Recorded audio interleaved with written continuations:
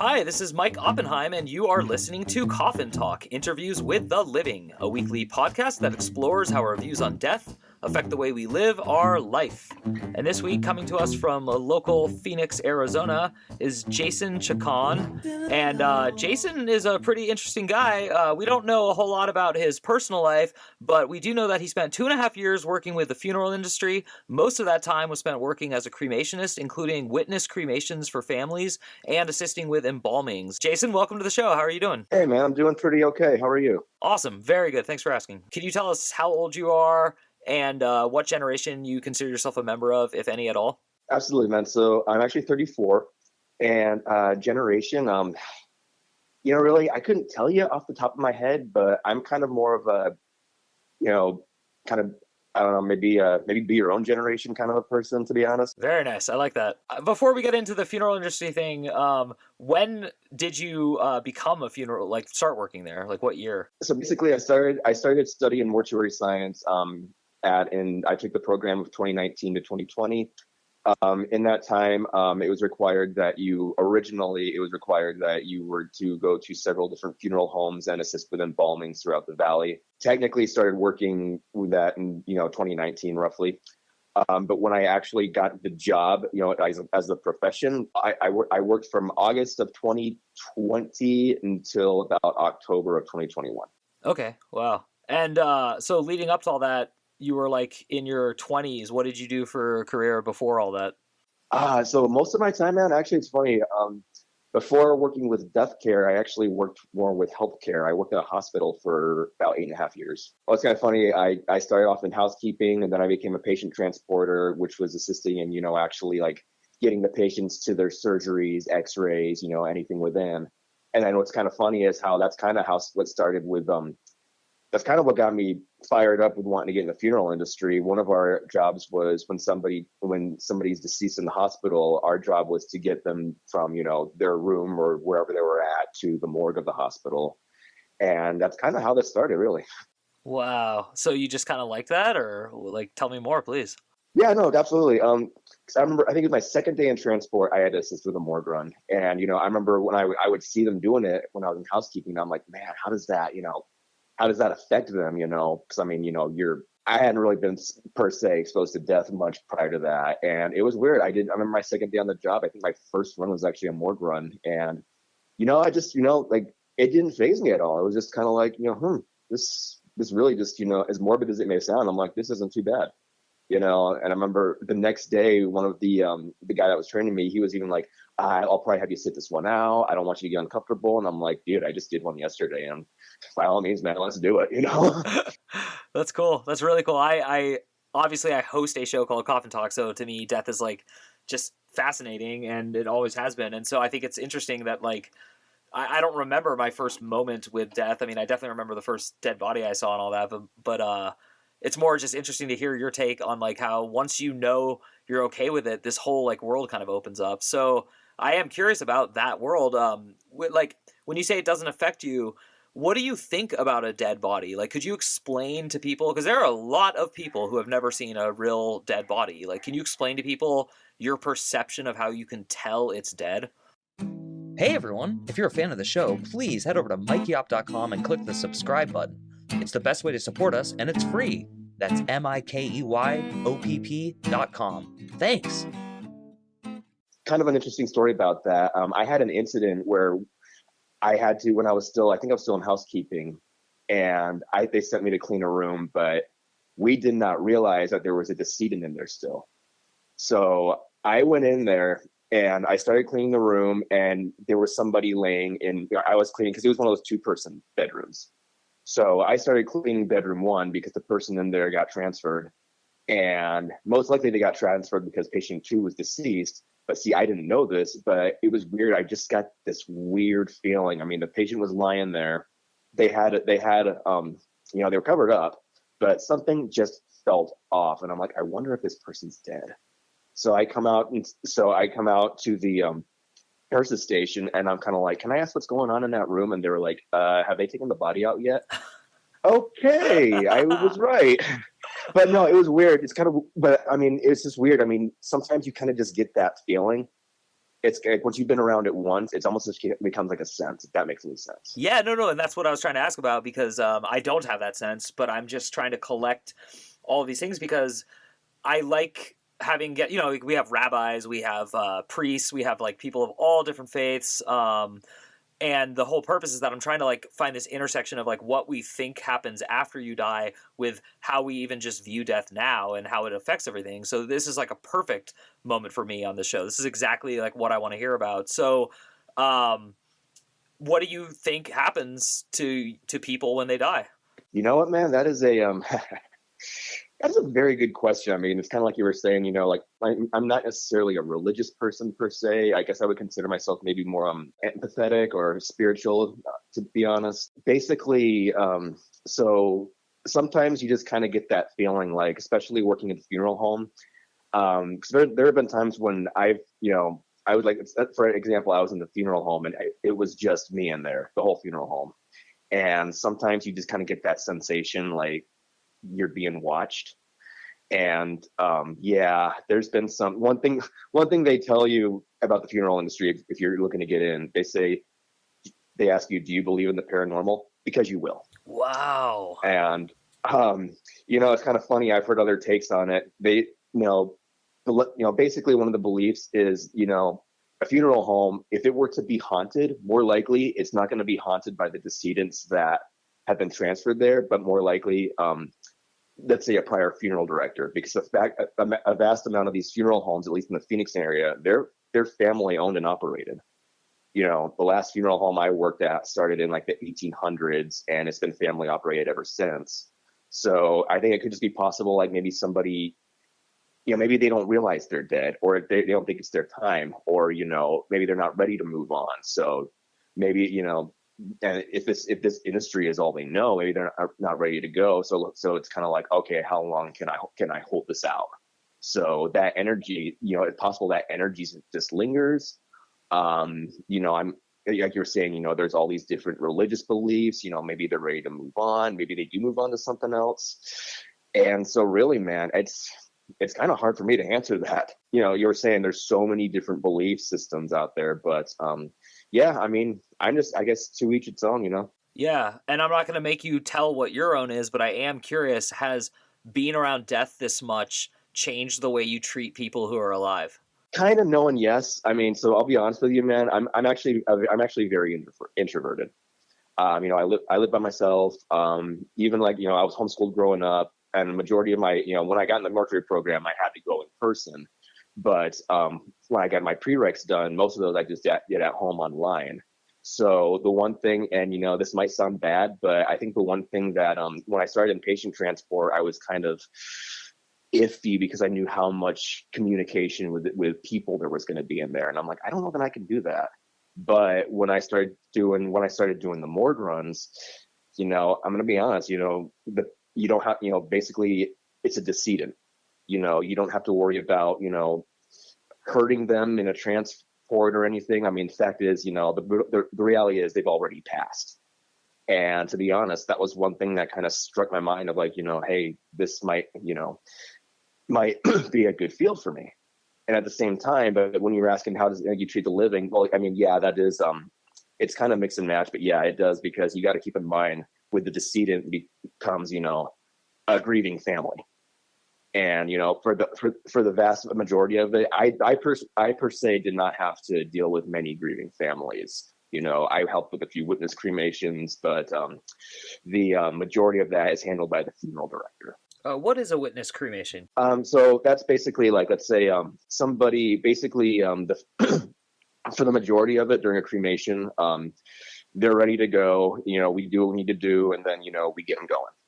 Now, sometimes it's basically it's kind of like a funeral in the crematory. The family, sometimes friends, they want to come and they want to see us place the individual, and sometimes even help out placing the individual in the retort. Wow. And are they like made up and visible, or are they in a bag? No, actually, typically visible. Wow. What we would do is we would, sometimes they would come right from the funeral home, and they would still be, they would be embalmed and everything and still be in their clothes. So we basically would bring the family in there and just say, hey, you take the time you need, and when you're ready, we'll get them going. So they would see them, we would place the lid on the box, and then we would get them going. And sometimes the family, even if they wanted to push the button to start it, we'd let them push the button. That's very cool. My wife listens to all these, and I'm going to tell her that I am demanding she help shove my body into the cremator. That is so cool. Oh, yeah. And actually, while we're talking shop, I know what embalming is from watching that show 6 Feet Under like 100 times. So that's the only thing I know about it, but I'm sure it's fake in Hollywood and all that. So can you just like walk me through exactly what is embalming, including the science of it, like the purpose of it and how you do it and what it is? Oh, yeah, definitely, man. So again, so that was one thing I did more so when I was actually in school, not so much when I was with the company. But basically what we do is we get them, and sometimes things like rigor mortis set in, which basically that means their body's locking up, and it's going to be kind of hard to transfer, the embalming fluid. So typically, what we would start off by doing is we kind of pour some warm water on them and kind of just like soften them up, get them clean, and then depending on is this a big person, is this a little person? That kind of just depicts how one would make the solution. So, and like some of these embalmers, man, you can tell they've been doing this a long time, and they can just look at them and be like, okay, we're going to throw in a bottle of this, bottle of that. And I'm like, whoa. So,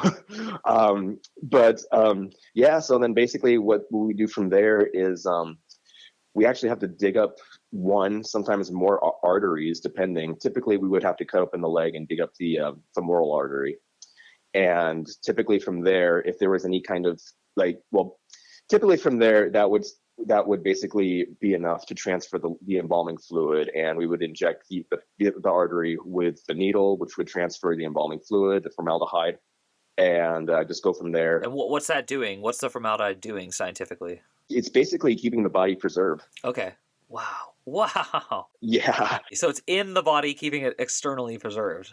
Correct. And for how long? And that's one thing they tell you, man, is they can't, no one can really scientifically prove exactly how long. I mean, long enough to get them to the funeral. And then after that, I mean, who knows?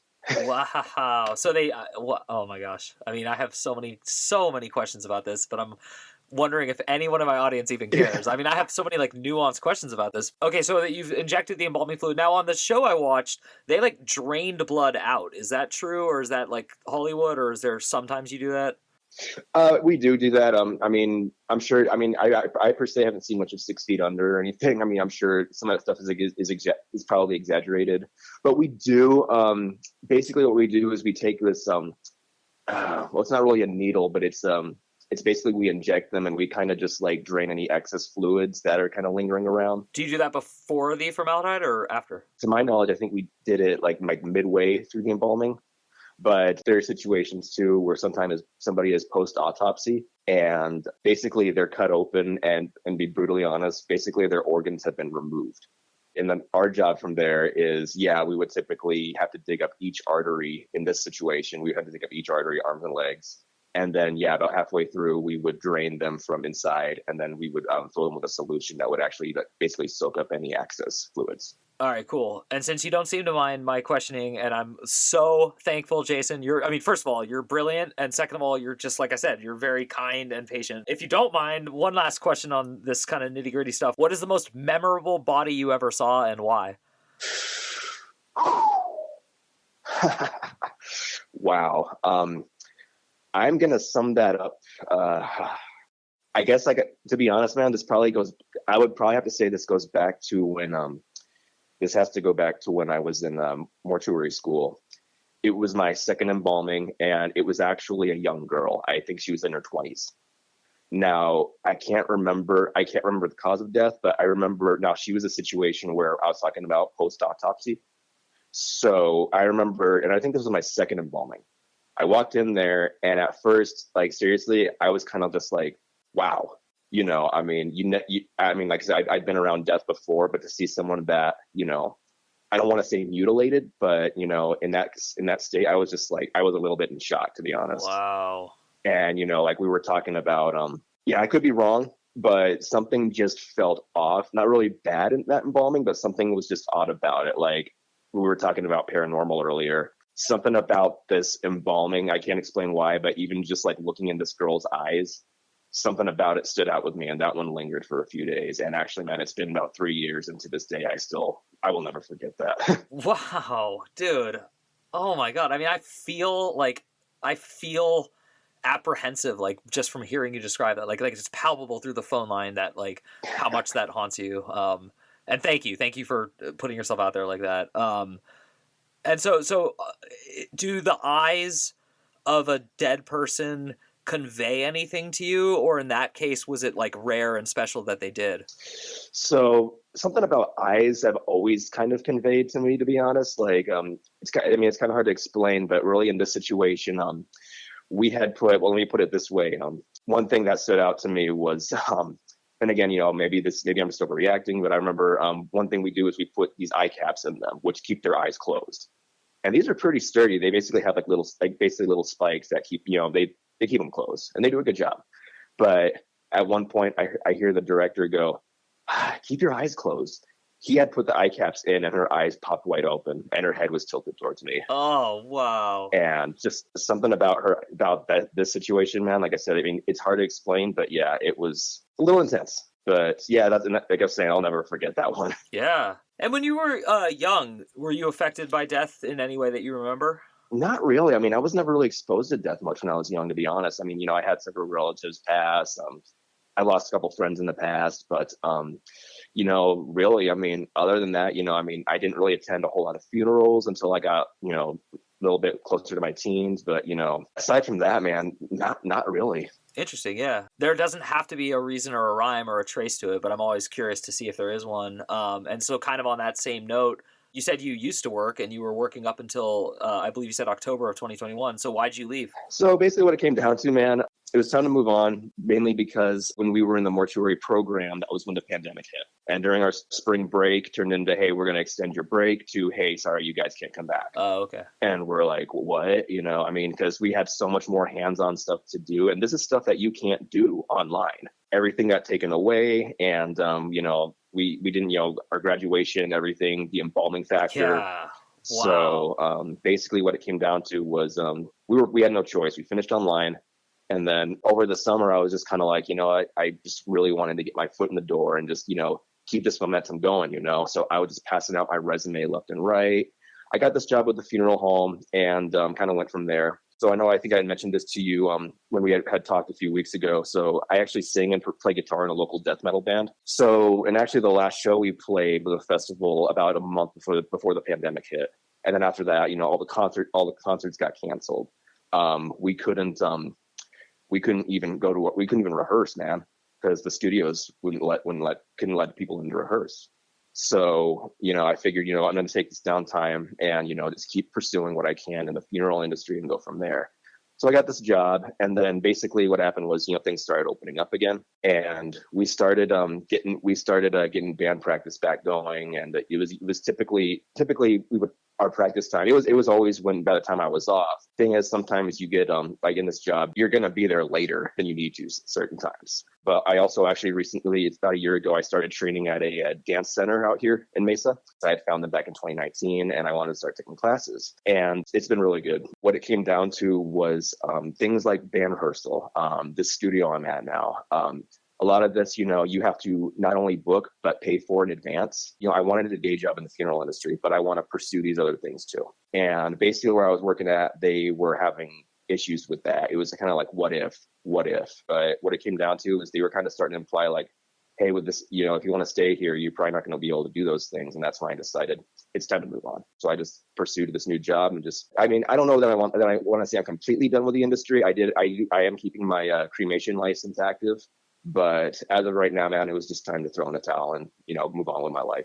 Yeah, dude, right on. And so actually real quick, just because I do want to ask about the death metal stuff, for people listening who are scared of the word metal when it comes to music, let alone death metal, what would be like your sell on death metal? I think a lot of that had to do with, because I do know there's a band called Death, and I think that term death metal originated with them. I could be wrong, but I mean, like, we're more death metal, black metal, we had a lot of black metal influence. I've had people ask me, what would you consider black metal? And I'm kind of like, really the best way to put it is because, there's so many genres of metal now. It's not just metal. Like if you listen to like, what the radio stations, like on a on a local station would consider metal and what you would listen to what someone called death metal or black metal, you're going to hear a difference. You're going to hear things like it's going to sound a lot more brutal, and some people might be scared of it. The scream. I've heard people say like, "Hey, the screaming bothers me." The blast beats bother me, and I get it. It's not for everybody, but yeah, I mean, when it comes to like death metal, black metal, it's just a little more intense to say. No, that's cool. That's a great answer, and I love just to hear people be passionate about their thing. And I think you got to follow your passions, and I'm really happy for you, Jason, that you made the decisions you did, and I'm glad you explained that because it's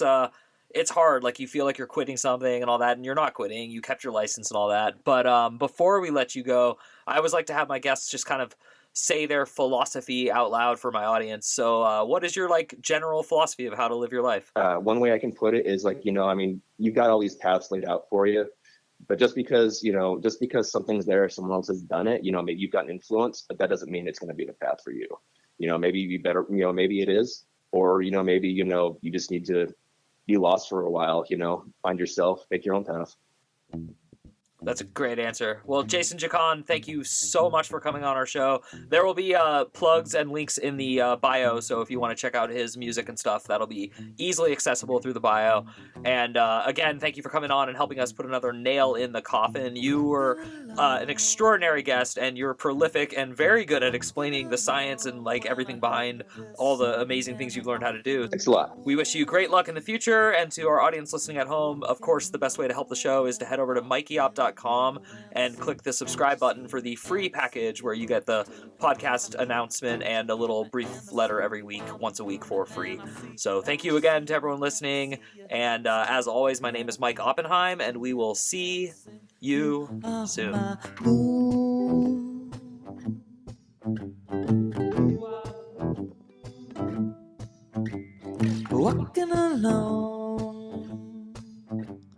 Walking along when I hear this song, and I'm walking to you, and you see that I